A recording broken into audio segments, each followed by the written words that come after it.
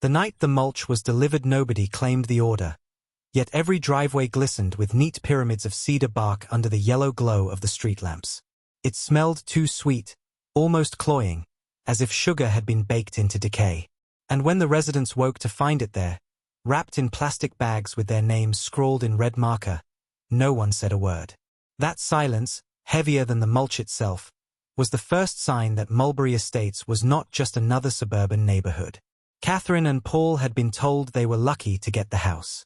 The listing went off market in 48 hours, and their realtor whispered as though she were confessing a crime when she slid the keys into Catherine's hand. Affordable, spacious, move-in ready, with the kind of HOA that kept everything civilized. It was only later, standing at the end of their perfect cul-de-sac while an elderly neighbor measured their grass with what looked suspiciously like a ruler, that Catherine understood the realtor's nervous smile. The first violation notice came the second day. A single sheet of paper folded into their mailbox with surgical precision.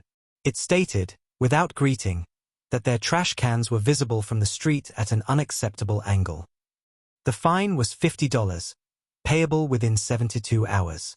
Paul laughed it off, thinking it some kind of overzealous neighborly prank. But Catherine didn't laugh. She noticed that someone had drawn a mulch pile at the bottom of the notice, crude lines scrawled as though scratched in haste. The humor of the place was in how it pretended to be friendly. On day 3, the HOA chairperson herself showed up. Mrs. Hanley was her name, though everyone in the cul-de-sac simply called her Madam Chair as though she ruled a court. She had the kind of smile that belonged in church pews, stretched so wide it nearly split her face. She arrived bearing cookies, but the cookies were wrapped in plastic with a warning, "Do not eat until HOA approved." Paul, ever the joker, asked her if she also timed bathroom breaks. Mrs. Hanley's smile didn't falter, but her pupils pinned him like a specimen under glass. Catherine caught the faintest twitch at the corner of the woman's lips, as though she was suppressing not anger but amusement at some private joke. Then she placed a packet of mulch samples on their counter, different shades of bark that somehow all looked the same shade of brown, and said, "You'll want to get familiar with these. They're what keep the community alive." That night, Catherine couldn't sleep. She heard shovels scraping in the common garden across the street. When she peeked through the blinds, she saw 3 figures in matching HOA windbreakers hauling black bags into the mulch beds. The way the bags slumped suggested they were not filled with leaves. One of the figures looked up at her window, and Catherine jerked the blinds shut. By morning, the garden bloomed with roses that hadn't been there yesterday, each blossom wet at the edges like lips freshly bitten. The next week became a pattern of absurdity straining toward menace. A fine for grass blades exceeding regulation height by half an inch. A warning that Catherine's curtains were an unapproved shade of beige. A mandatory invitation to attend the upcoming HOA orientation session, signed in thick red ink. Paul cracked jokes about living under a suburban dictatorship, but Catherine noticed he had started locking the doors twice at night and jumping at every creak in the attic. The orientation session took place in the clubhouse, a low building that smelled faintly of mildew and bleach. They expected coffee and donuts, maybe a presentation about neighborhood events. What they got instead was a slideshow of violations. Trash cans, paint swatches, lawns too green or not green enough. Each violation was accompanied by a photo, and one of those photos was of their house, the curtains barely visible behind glass. Catherine gripped Paul's arm so hard her nails left crescents. How had they taken that picture from inside their own backyard? Mrs. Hanley stood at the front, pointer tapping each image with rhythmic precision. "Rules are what keep us safe," she said. "And mulch is what keeps us thriving."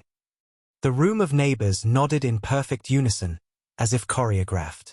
Paul opened his mouth to make a wisecrack, but Catherine elbowed him hard enough to bruise. Her eyes told him what her lips could not. "Don't draw attention, not here." Later, when they walked home under the pale wash of the streetlights, Catherine noticed something odd. Every house had fresh mulch in its flower beds, but the mulch was darker now, not cedar brown but almost black, and it steamed faintly though the night was cool. She swore she saw something twitch beneath the top layer, like a buried thing still struggling to breathe. She told herself it was exhaustion. A move, a new job, stress. She told herself neighborhoods were always strange until you got used to them. But then the second violation notice came, and it was different. It didn't mention grass height or curtain color. It simply read, "You are not contributing." Beneath it, again, was a crude drawing of a mulch pile. This time the pile had eyes. Catherine knew then that whatever was buried in those flower beds was not fertilizer. And Mulberry Estates was not a place to grow roots. It was a place that grew something else. Something that needed feeding. Paul tried to laugh the second violation notice away, but his voice cracked halfway through, the sound like a balloon leaking air. He shoved the paper into the trash with too much force and muttered something about cranky retirees who had nothing better to do. Catherine wanted to believe him, wanted the strangeness of the neighborhood to be nothing more than overzealous landscaping. But the unease lodged in her stomach like a stone. She kept seeing the crude drawing at the bottom of the page in her mind, those uneven eyes staring out from the mulch pile. 3 days later the HOA summoned them to their first official meeting. The letter came on thick cream paper embossed with a gold seal, as though they were being invited to a wedding instead of a neighborhood committee. Paul joked about wearing a tuxedo, but Catherine only stared at the wording. Attendance mandatory.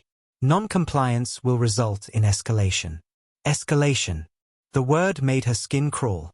She had worked in corporate long enough to know escalation rarely meant anything good. But this wasn't work. This was supposed to be home. The clubhouse looked different at night. What had seemed like a tired community center with peeling paint during the day now glowed under harsh fluorescent lights, every bulb buzzing as if they hummed with secrets. Rows of chairs were set up facing a long table at the front, where the HOA board sat like a panel of judges. Mrs. Hanley presided in the center, her windbreaker zipped to her chin, her hair sprayed into an impenetrable helmet. On either side sat men and women who might have looked ordinary anywhere else but here wore identical smiles that never reached their eyes.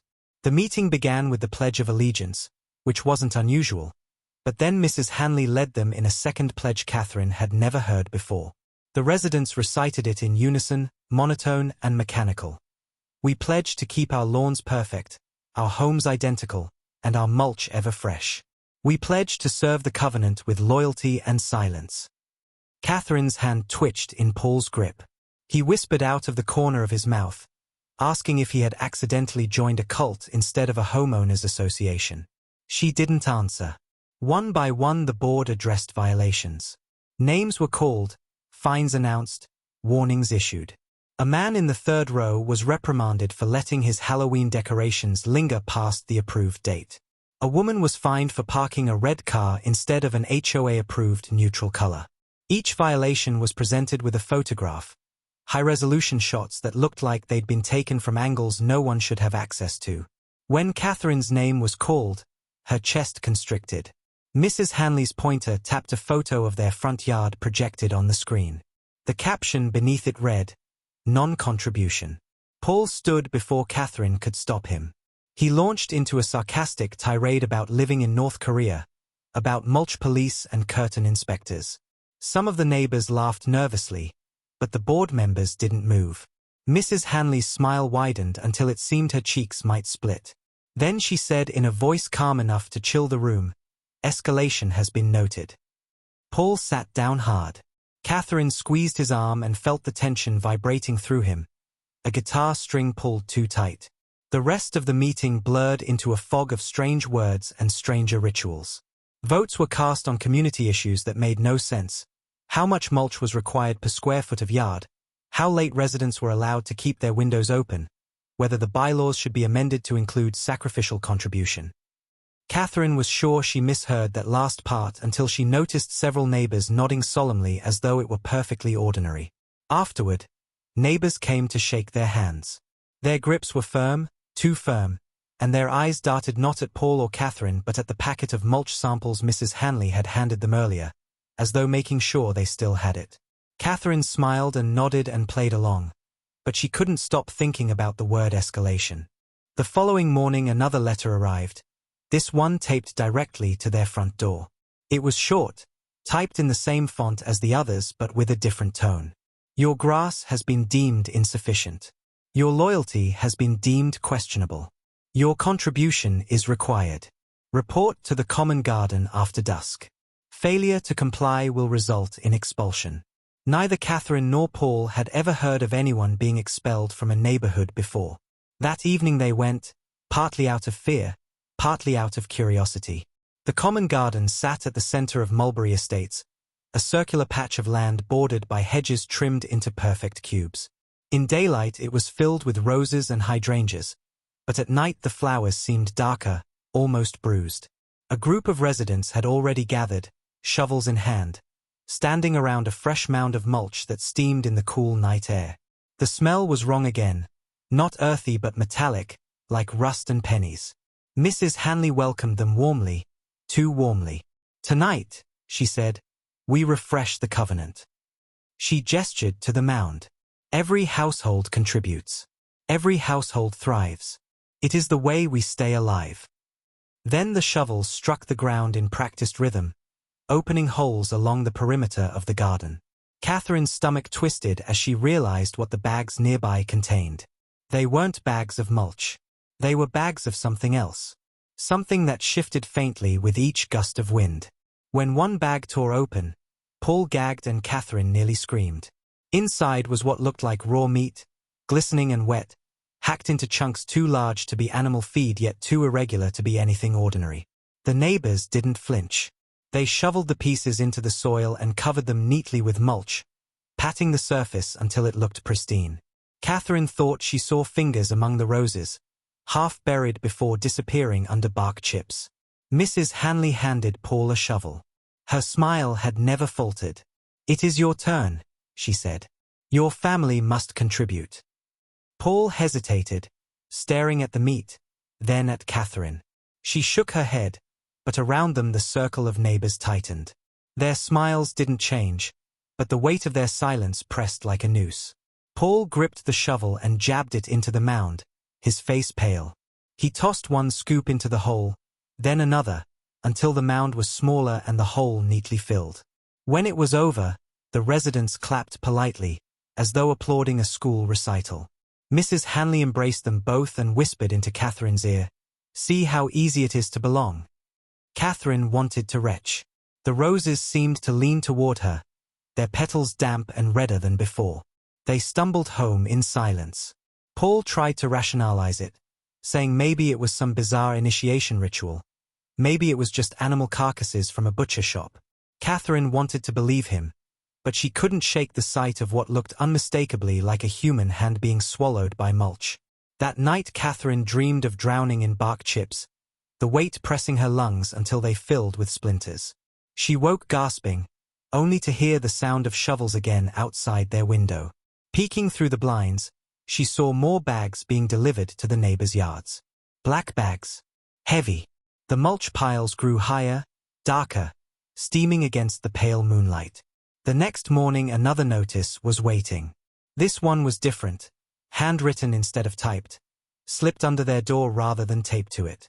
It read, "One neighbor resisted. One neighbor disappeared. Ask no questions. Mulch covers all." Catherine dropped the paper as though it burned. Paul picked it up with shaking hands and read it twice, then a third time. His face was gray when he looked at her. "We need to get out of here," he whispered. But the way his eyes flicked toward the window told her what they both already suspected.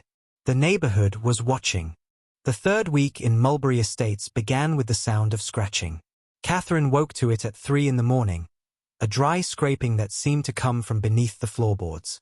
Paul snored beside her, oblivious, while the noise grew sharper, closer, until she swore something was clawing its way up through the foundation. She pressed her ear to the carpet, heart pounding, but when she flicked on the lamp the sound stopped. The silence that followed was almost worse, as though whatever it was knew she was listening. In the morning, the mulch piles outside had grown higher. It wasn't possible. She had seen them leveled the day before, spread neatly across the beds. Now they rose into mounds that looked too large to be maintained by human hands overnight.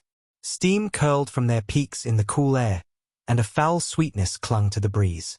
Catherine tried to ignore it as she sipped her coffee, but when she glanced across the street, she saw Mrs. Hanley standing perfectly still, facing their house.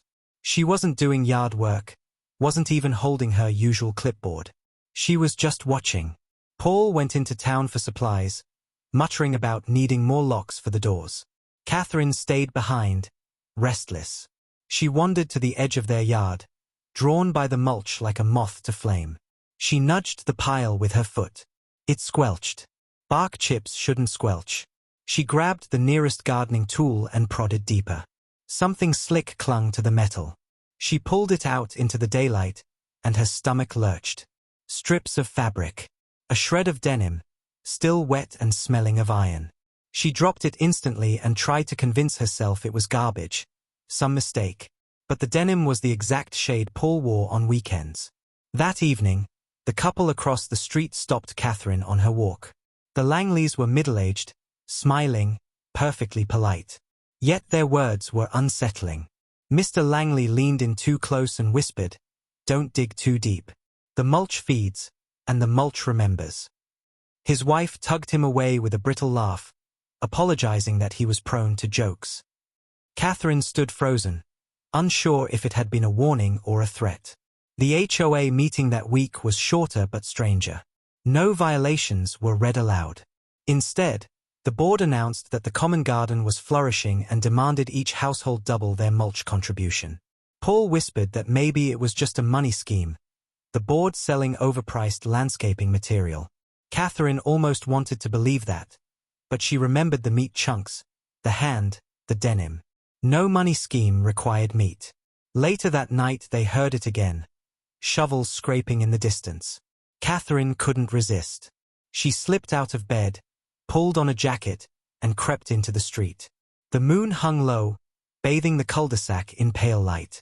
At the far end, near the common grounds, she saw them. 3 figures unloading bags from a van, identical windbreakers gleaming. They hauled the bags into the shed at the edge of the garden. Catherine moved closer, each step slower than the last. She could hear wet thuds as the bags hit the ground. One tore open, spilling what looked like hair across the grass. Her hand shook as she pulled out her phone to take a photo. The screen flashed as it captured the scene, and instantly one of the figures turned. She ducked behind the hedges, heart hammering. For long minutes she stayed there, too afraid to move, until the van roared away. When she returned home, Paul was waiting at the door, pale and furious. "You're going to get us killed," he hissed. Catherine didn't argue. She simply showed him the photo. His face drained when he saw it wasn't mulch spilling from the bag. It was a head of long, tangled hair still attached to something unseen. The next day an old man appeared at their door. He introduced himself as Mr. Connors, claimed he used to live 3 streets over before he opted out. His skin sagged, eyes bloodshot, and his voice rasped as though he'd been shouting for years. "You're new," he said, "not a question. You don't know what they've buried here." He refused to step over the threshold, instead pointing toward the common grounds. Mulberry Estates was built on top of a cemetery. They told the developers it was bad luck to disturb the graves, but they did it anyway. Now the covenant keeps the dead fed. If the mulch piles grow thin, the ground takes its own. Paul wanted to slam the door in the old man's face, but Catherine listened, transfixed. "Why stay if you know?" she asked. Mr. Connors chuckled, a hollow sound. "Leave? You don't leave. You disappear."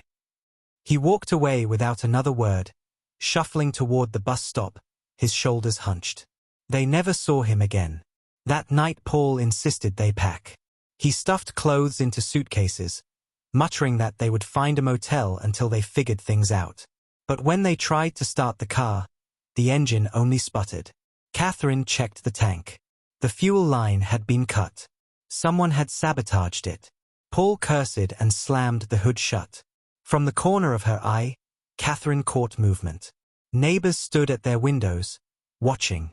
Every curtain twitched in unison, as if timed. Desperate, Paul proposed they sneak into the HOA shed, find out what was really going on, maybe even grab proof to take to the police.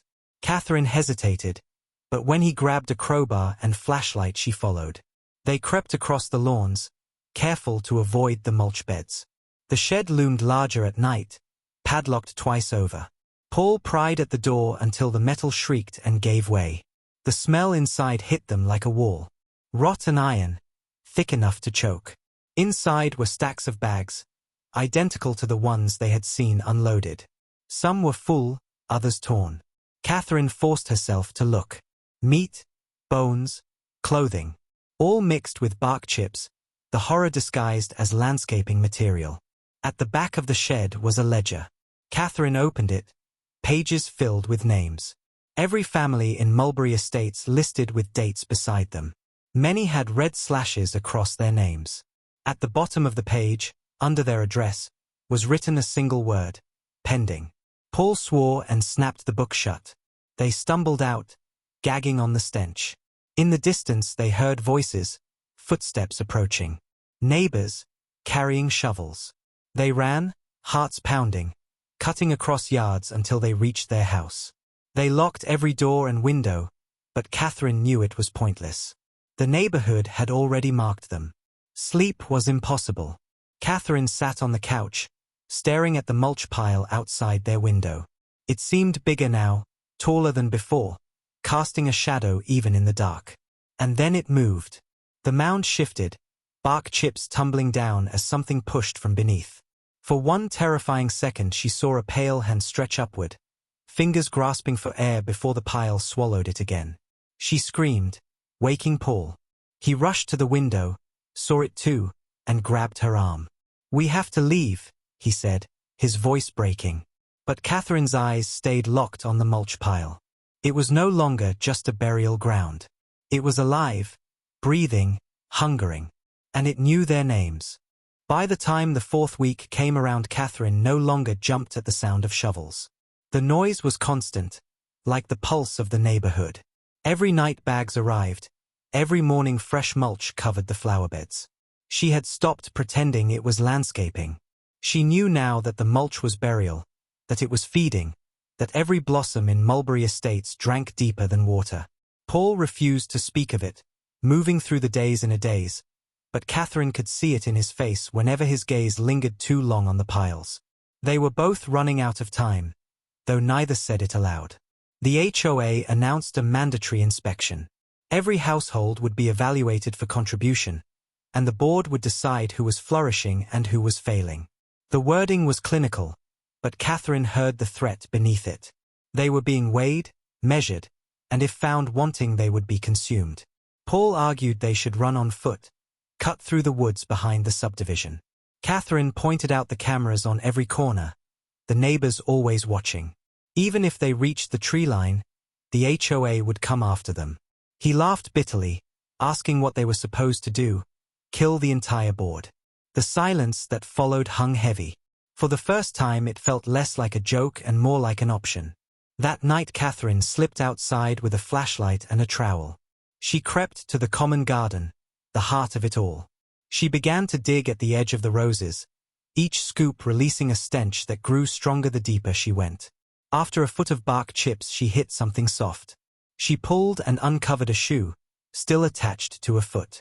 Her stomach lurched but she kept going, uncovering a whole body curled beneath the roots, skin waxy and eyes staring blankly. The roses above swayed though there was no wind, as though celebrating her discovery. She staggered back, choking, and her light fell on another patch of earth where the mulch shifted of its own accord, swallowing what looked like the last trace of a face. She ran home shaking, bile in her throat. Paul listened in silence as she described it. When she finished he whispered that they couldn't wait any longer. They had to act before inspection day. He had a plan. During the next meeting, when all the board members gathered in the clubhouse, they would sneak into the locked records room. If there was any chance of proving what was happening, the evidence would be there.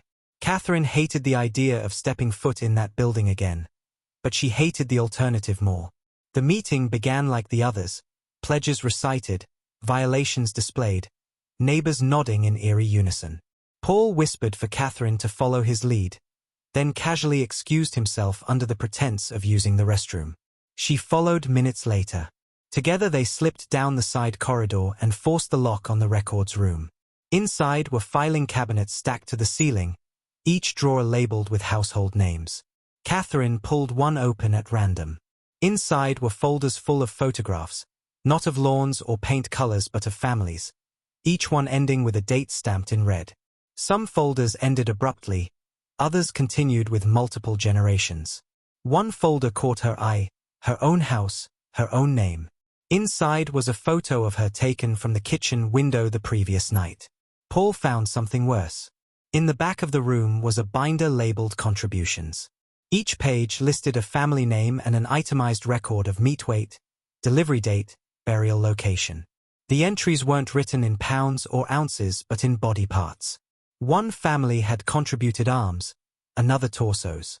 Some names had notes beside them, words like non-compliant or vanished. Their own names were listed at the bottom with nothing filled in, just the word overdue. Paul slammed the binder shut, face pale, and hissed that they had to burn the whole place down. They nearly made it out when a voice stopped them. Mrs. Hanley stood in the doorway, smiling her endless smile. She wasn't surprised, wasn't angry. She simply said, "You've seen too much." Behind her stood half a dozen neighbors, each with a shovel. Paul grabbed Catherine's hand and bolted through the opposite exit, sprinting into the night. They made it halfway across the lawn before Paul stumbled. Catherine turned and saw a neighbor blocking his path, shovel raised.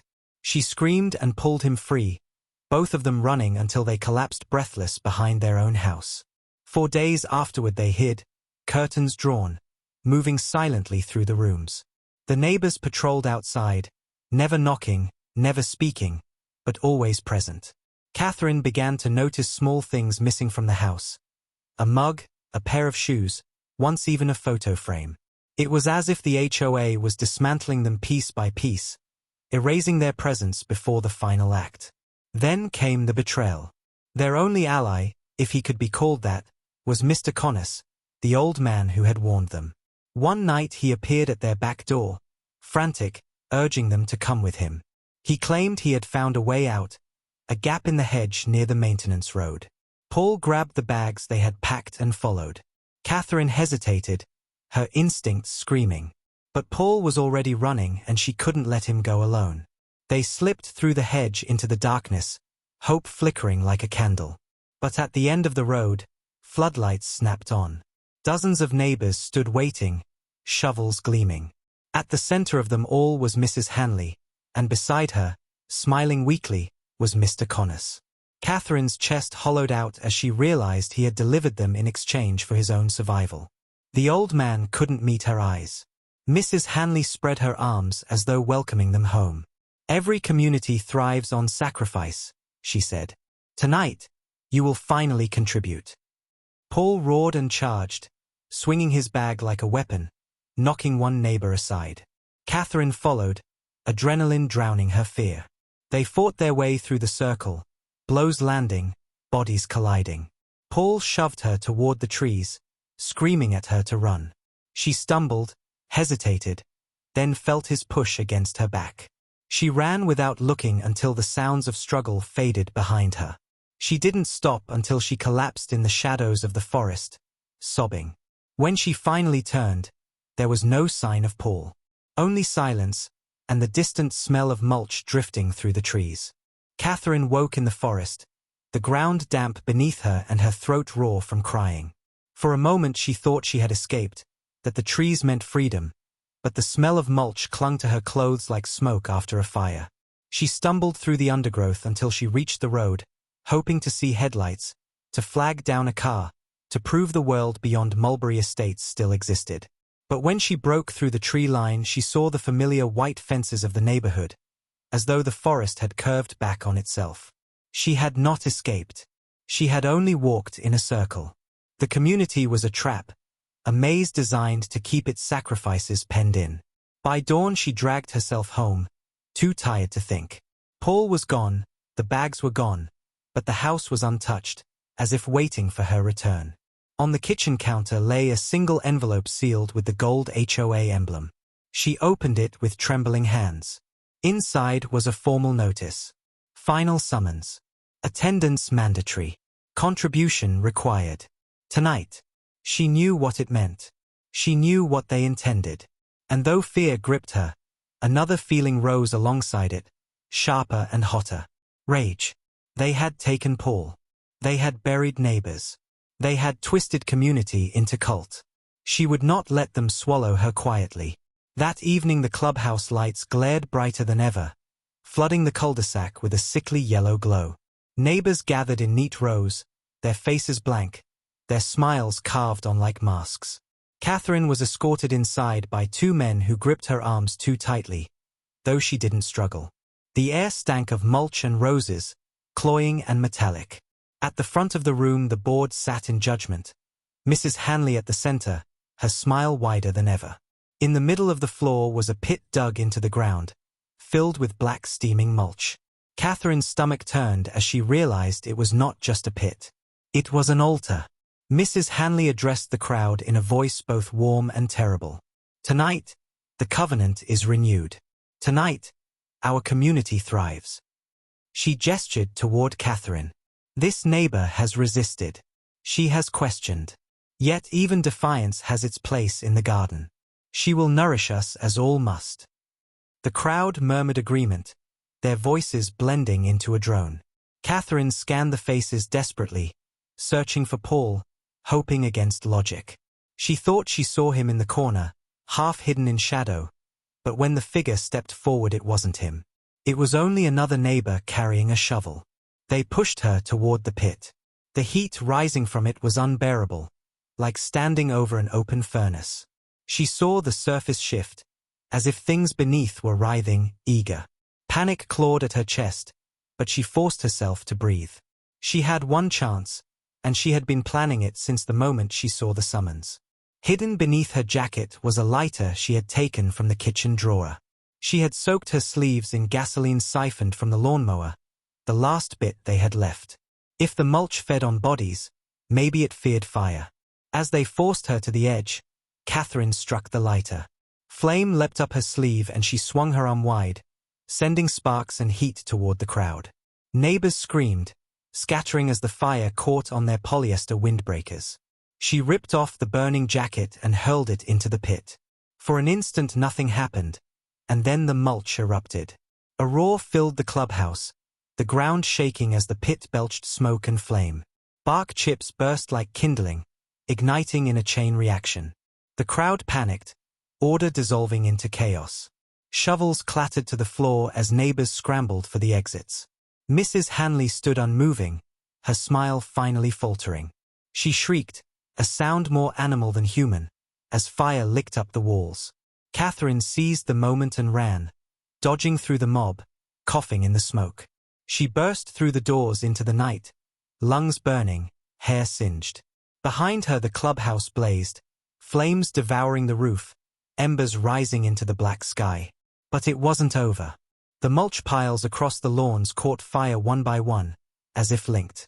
Smoke poured from every yard, and the roses shriveled into ash. From beneath the piles came muffled cries, the sound of things waking, things angry.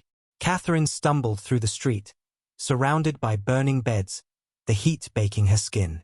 And then she saw him. Paul. He was standing at the edge of their driveway, face blank, eyes hollow. His clothes were clean, too clean, as if freshly pressed. She ran to him, sobbing, but when she grabbed his arm he didn't move. He only whispered, "We all contribute." Then he stepped back into the smoke and was gone. Catherine screamed his name, but the roar of fire drowned her out. Neighbors collapsed around her, some consumed by flames, others writhing as if the mulch itself dragged them down. The ground cracked, the air filled with ash, the whole community unraveling. She ran without direction, past burning fences, past melting street signs, until she reached the gates of Mulberry Estates. For the first time they were open. The guardhouse was empty, the chain broken. She staggered through, not stopping until the lights of town appeared in the distance. When she finally reached help, the fire was already visible on the horizon. Fire trucks screamed past her, engines roaring toward the inferno. Reporters would later call it a freak accident, a gas leak, anything but what it was. No one believed Catherine when she told them the truth. No one wanted to believe that mulch could hunger, that an HOA could become a cult. They dismissed her as traumatized, unstable. She stopped trying to explain. Yet weeks later, when she found a notice taped to the door of her motel room, she knew it wasn't over. The paper was cream, the emblem gold, the message simple. Welcome to your new community. Contribution required. Her hands shook as she dropped it, the familiar smell of mulch already seeping into the air. She realized then the covenant didn't burn with Mulberry Estates. It spread. It thrived wherever rules and roses and silence could hide it. And no matter how far she ran, it would always find her. The HOA wasn't about homes or lawns or mulch at all. It was about survival, and she was still on the list. Pending.